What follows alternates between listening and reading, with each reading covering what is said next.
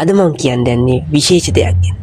මේ ලෝකේ පවතින තත්ත්වය ගැන. එහෙම නැත්නම් ඇමරිකාව, ඊශ්‍රායලය, ඉරානය, අනිකුත් රටවල් එකතුලා මේ ලෝක යුද්ධයක් දක්වා මේ වර්ධනය වෙමින් පවතින ගැටුම. මේ වර්ධනය වෙමින් පවතින ගැටුම ආරම්භ වෙන්නේ ඇමරිකාව හා ඊශ්‍රායලය ඔපරේෂන් ලයන් රෝ කියන මෙහෙයුම යටතේ ඉරාන රාජ්‍ය පාලනය බිඳ දමන්න මෙහෙයුමක් දියත් කරනවා.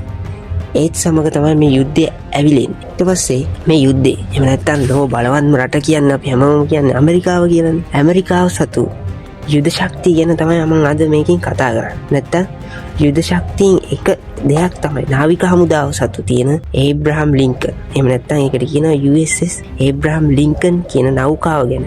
එහෙම නැත්නම් කිව්වොත් ලෝකේ බලවත්ම විශාලතම යුද නෞකාව ගැනයි මම මේ වීඩියෝ එකෙන් කතා කරන්නේ. අපි යමු වීඩියෝ එක. ලෝකේ බලවත්ම නෞකාව මේක දිගින් මීටර් 133ක් දිගයි.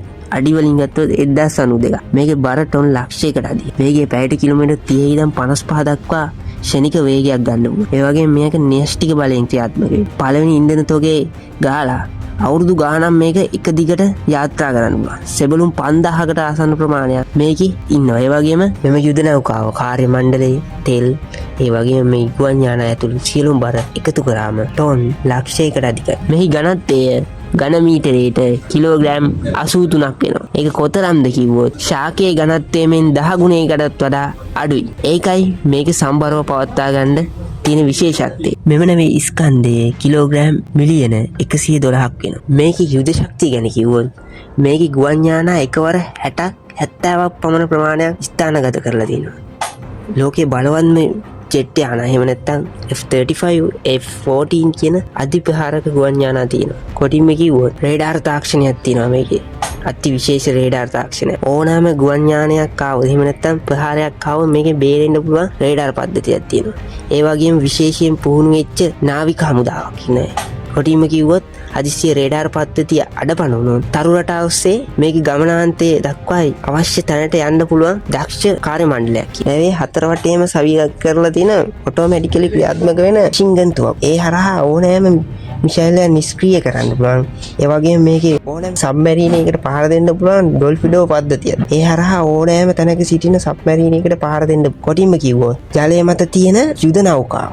එහෙම නැත්නම් ජලය මත පාවෙන යුද්ධ ටැංකියක් කිව්වොත් නෙවෙයි. මේකේ පිහිටක් තිබෙන ඒ කියන්නේ හැඩය අනුව ගත්තොත් විශේෂයි. මොකද දන්නවද? පිරමීඩයක් අනිත් පැත්ත හැරෙවුවා වගේ තමයි මේ යුද නෞකාව තියෙන්නේ. හැබැයි ඒකේ අනාකූල හැඩයෙන් ගුරුත්ව කේන්ද්‍රය පහළින් තියෙනවා. ඒ වගේම උත්පලතා කේන්ද්‍රය ඉහළින් තමයි තියෙන්නේ. ඒ හරහා බර සමතුලිතතාව පවත්තා. මෙම නෙවෙයි පවතින ප්‍රහාරක යුද නෞකා ගැන කිව්වොත් F-35 හා F-14 කියන ප්‍රහාරක ජෙට් යාන අවශ්‍ය මොහොතක ඕනෑම මොහොතක පියාසර කිරීමේ හැකියාවක් තියෙනවා. ඒ වගේම මේකේ ඇති විශේෂත්වය තමයි මේකේ සාමාන්‍ය ප්‍රහාරක යානාවලින් මේක විනාශ කරන්න බෑ. මොකද කිව්වොත් මේක විනාශ කරන්න පුළුවන් ශබ්දයේ වේගයෙන් අධිකව යන හයිපර්සොනික් මිසයිල 2 3ක් 4ක් විතර වදින්න ඕන. එහෙම නැති වුණොත් මේක විනාශ කරන්න බෑ. මං කියපු සියලුම කරුණු ගැන බලද්දී මේක ඉතා බලවත්. ඒ වගේම ආරක්ෂිතම. එහෙම නැත්නම් කිසිදු ගුවන් යානයකට විනාශ කරන්න බැරි යුද නෞකාව. මොකද කිව්වොත් මේක ඇමරිකාව සතු විශාලතම යුද නෞකාවක් වෙනවා වගේම